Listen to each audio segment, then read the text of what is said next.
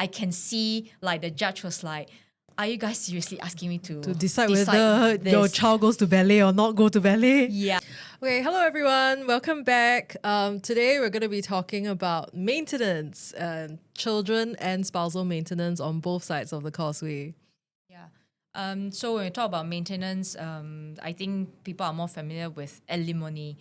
So I had clients coming to ask me, do I really have to pay my spouse, either husband or wife, or do I really have to pay for the children? And of course, until how old? Because it's a very real thing, right? Because it impacts their pockets. So yeah, what's the situation in Singapore?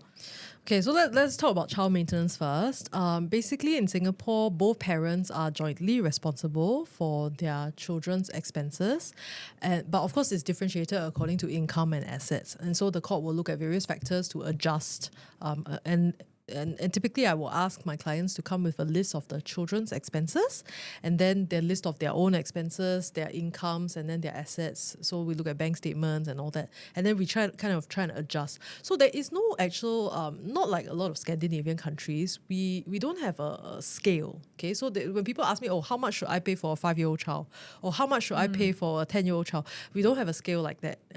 We start from the list of expenses and we look at whether they are reasonable, then we adjust from there. Yeah, so that's how it works for child maintenance. How does it work here? Yeah, so child maintenance are quite similar. It really depends on what are the needs of the children, and of course, our law says that the father has to be responsible for the child maintenance until he's 18 or he has completed his tertiary education. The law was changed a few years back. So there are situations where the child is above 18, but then he or she is still doing his diploma or even his first degree. Then the court will order the father to continue paying. Then the question I know audience will ask, does it mean that the mother doesn't have to contribute? So I think how the law is that it depends on whether the mother has the means to contribute. So primarily, the father still have to contribute. So in today's world, I think perhaps Singapore as well, we have seen more and more dual income families and both parents are working. So in that situation, the court will also ask the mother to contribute to the child maintenance. Okay, but is it more that in Malaysia they would expect the father to meet 100% of the child's expenses, or is there if the mother is a homemaker, so that would be the case? Yeah, I think if really the mother is just a homemaker, then that will be more probable than not. The court will say that the father will be more likely to have to pay most of the expenses. But I think we have also seen recent cases where the court will try to see whether, in what way can the mother contribute. I mean, it doesn't say, it's not so, the court cannot compel the mother to say, now you have to go back and work to provide for the child. It's not that. Again, it comes back to whether the mother has the means. If, for example, she's already earning an income, no matter how small, that's something the court will take into consideration. Okay. I think in Singapore, we are a lot more egalitarian. And I do think that that's because we have more dual income families in Singapore. So even if it's a homemaker mom, we will look at like how long has she been out of the workforce, what qualifications does she have. So there is actually a greater expectations, I think, in Singapore for even homemaker moms to be contributing something like 10% of the expenses and then working her way up and then, giving her some time to get a job. And what kind of job can she get? What's her earning capacity?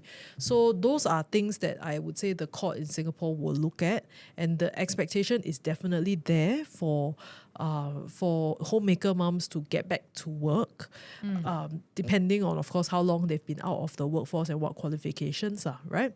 So I'm just going to move on to the other topic about spousal maintenance. Yeah. Actually, that's the same expectation that we have, even though I think in Singapore a lot of people say, women's charter, or why is it that the that the husband has to pay the ex-husband has to pay the ex-wife maintenance, whereas the ex-wife only has to pay maintenance to an incapacitated husband. And when we mean incapacitated, I need to see a medical report that says that he cannot work, right? Whether it's because of a psychological problem or a physical problem, right?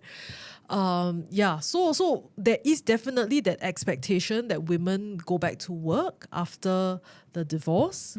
And if they need to be given a little bit of time to do that because the children are still young, or that they need to adjust from part-time work then to full-time work, but there definitely is still that expectation. So actually, right, what I wanted the audience to know that in Singapore, it's not that common for women to be awarded maintenance. In fact, typically it is only a nominal maintenance order or a no maintenance order. It's very accepted that Singaporean women just have to go back and work, right? Yeah. So what would you say that's the experience about spousal maintenance here? Okay, so the common point I see here is that the husband has to pay the wife spousal maintenance, but the wife only has to pay the ex-husband if he's mentally incapacitated. So that's a same. similarity. Okay. Yes. So in terms of whether it's common for women to get, it's quite common. So the factors that the court will consider include the duration of the marriage and the standard of living that the wife enjoyed before they separated during the marriage. In simple terms, for example, if every year the wife will go for an overseas trip together with a family or something like that, or she goes for a facial once a month, then and all this were paid for by the husband during the marriage, then she's entitled to live in that same manner after the divorce. So that's what the court will consider. Then, of course, the question you might have is that how long do I have to pay her? Why can't I just move on with my life? Sorry, and unfortunately, the law is that you have to keep paying her until she remarries or she dies or she lives in she now has a new partner. You have to prove all those things. So when the divorce concludes, there is an order on the spousal maintenance. But of course, subsequently, if circumstances have changed, then you can go back to the court to apply to say that I think I should stop paying her because all these things have happened. Okay. Yeah, so I think maybe that leads to the cultural difference, right? When Malaysian spouses or Malaysian wives, they come and look for me, and then they will say, okay, why can't I get spousal maintenance if I file for divorce in Singapore? I will say really it is not that common.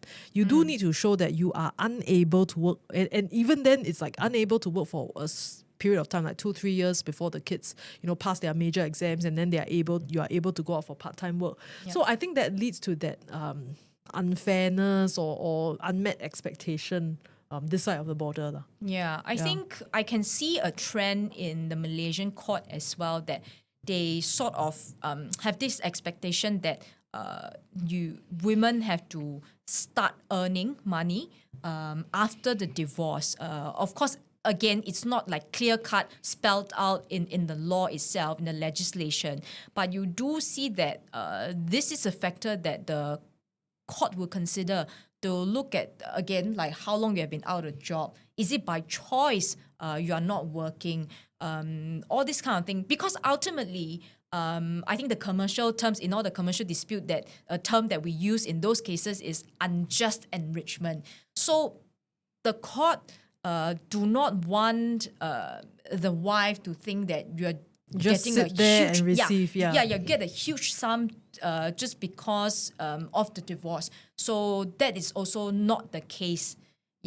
And you have to show what you enjoyed before, what are your needs. All these things will be taken into consideration by the court.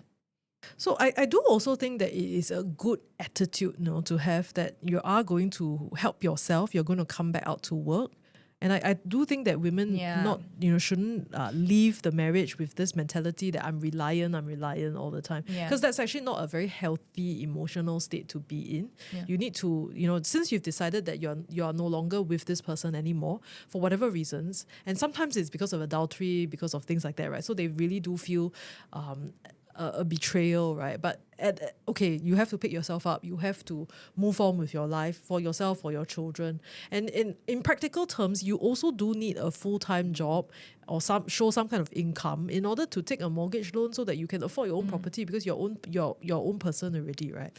So I do think that women, I'm actually for the current arrangement. I don't really think that women should receive that much maintenance unless it's like, okay, they have decided to or the couple had agreed that they should take a step back from work so that they could take care of the children and all that. Yes, okay, in that sense, okay, because there was that agreement, there should be some supplement for your income for the time being. But I do think that women do need to learn to stand on their own 2 feet and move on after this relationship. Yeah. So actually, I want to talk about variations of maintenance. Is that quite common here? So for both, we treat variation for spousal maintenance and child maintenance separately because it's 2 different orders. But both, if you want to vary or you want to change the order, you have to show there's a material change in circumstances. Like I said earlier, maybe the wife has remarried or something like that, or the husband now has a new family, and then or it's a mistake of fact or misrepresentation when the claim or divorce was filed. So all these things, you can only ask for a variation in these circumstances. And whether it's common, I personally feel that it's more common for the child maintenance than the spousal maintenance. And of course, spousal maintenance, our case law, we have seen courts ordered payment in lump sum. So that helps with, clean break. You don't have to ask for payment every month. Is lump sum quite common here? Yes, it's quite common. I mean, it can be a lump sum by installment. So in that sense, the court will look at, various factors have to come in. There might be a slight complication in the sense that, so do I calculate until, she's 100 years old or whatever? What is the end, right? So it's again, I do not think there's like a fixed formula. It's really a case by case basis. Because in the recent case, I think the couple was already like 72 or something, and I think the judge said that you should pay her until she's like 80 or something. So it really depends on every case, but court does have the power to order lump sum payment. I mean, it can be overall, it's say 200,000 or even like 1 million. It can be paid in like 4 installments or something like that. So that will actually help. Usually, we will. For me, that's my preferred prayer. I will ask for a lump sum payment because I think it helps parties to move on, and you do not have to. To put it bluntly, you do not have to beg the money from the person every month. Sometimes, and the situation where what if he doesn't pay? What do you do? Then you have to go and take out execution proceeding. You have to go to court to compel him to pay. Then you have to not to only incur more costs in court, you are also again going through the stress. Yeah. Okay. And is enforcement something that's easy to do here? I think the common thing that we see people will go and file a committal proceedings. Of course, we do find it's also common for garnishee proceedings, the judgment debtor summons, all are these allowed under the law. Yeah. Okay. I mean, for us, definitely variation is the same, our law, mistake or material change in circumstances. And I agree, variations are more common with child maintenance than it is with spousal maintenance. Because obviously the child's expenses will change over time as they grow up, in different phases of their lives, right? And for us, we actually have a structured thing. You see in Singapore, everything's so structured, right? So there's this thing called, there's a website called iFAMS that's hosted on the court website, and that's where you can lodge litigants in person will lodge their own variations or their own enforcements of maintenance, right? And it's quite self-explanatory. You just fill in your expenses, you fill in how many months she or he didn't pay, and then you'll get a mentions in court, and the whole process takes maybe about 3 to 4 months to get through, which already, I mean, for some people it's already considered very long because they're owed maintenance, right? But I mean, it is a process, and we have to hear both sides and the evidence. And there is also a mediation process that's built into that. And recently we introduced this thing called maintenance enforcement process. So we have maintenance enforcement officers that will look into the case, and they will decide whether the person can pay and don't want to pay, or cannot pay because of financial difficulties, have lost jobs and things like that, right? So variations, I agree. But I'm surprised to hear that actually lump sum payments are more common in Malaysia than they would be in Singapore. It's virtually very difficult, I will say, to get lump sum payments in Singapore, because the law does say that you need to show that the husband or the father has assets enough to pay this lump sum without compromising himself financially too much, right? And so where for most average families, right, for you to pay up your child expenses for say 10 years or something, it's very difficult because you don't have 10 years worth of savings in order to pay up this lump sum, whether in installments or not, or 3 installments, 4 installments. Even then is quite difficult. You do need to have that time to earn. So you do run into that difficulty that you have to beg them for money. But I mean, I hope that parents, you just see child expenses as something that you would pay even if you're together, right? Yeah. So you pay even if you're not together, right? So I do think lump sum payments quite difficult, I would say, to get in Singapore. But I agree with you that it is useful for clean break, especially with spousal maintenance. A clean break is important. I also am not. Actually, you are very in favor of lump sum payments. I'm not very in favor of lump sum payments, because I feel that I have had clients who have monthly payments, and then because the child has some major health problem later on, then that actually enables you to vary. But if it is a lump sum for us, right, you cannot go back and ask for more money. Right. Yeah. I think lump sum probably it's to me, I think it's more common for spousal maintenance. So child maintenance, perhaps because of this reason, and also because the fact that there might be changes, and of course both parents are still seeing the child monthly or periodic payment is still very common here. But I think one interesting thing when we talk about child maintenance, that reminds me of situation where sometimes the parents are not, the non-custodian parent is not agreeable to pay for certain things, especially all the extracurricular activities. Which can really add up, yeah. Yes. So we've had so many situations. The parent will say that, no, I do not agree for the child to be sent for ballet class, so I'm not paying for this. And then I've actually seen like them arguing in court. It's not even my matter. And then I can see like the judge was like, are you guys seriously asking me to decide whether your child goes to ballet or not go to ballet? Yeah. So these are the things again. For the child, I think parents should really come to a common ground, because I can understand why. Because the parent who is paying, sometimes they are thinking that, oh, this is a way my wife is asking more money from me. I don't even know whether she's paying for the ballet or not. Yeah. So I can see both sides. But again, I think just for the benefits of the child, parties just have to sit down and agree on things like this.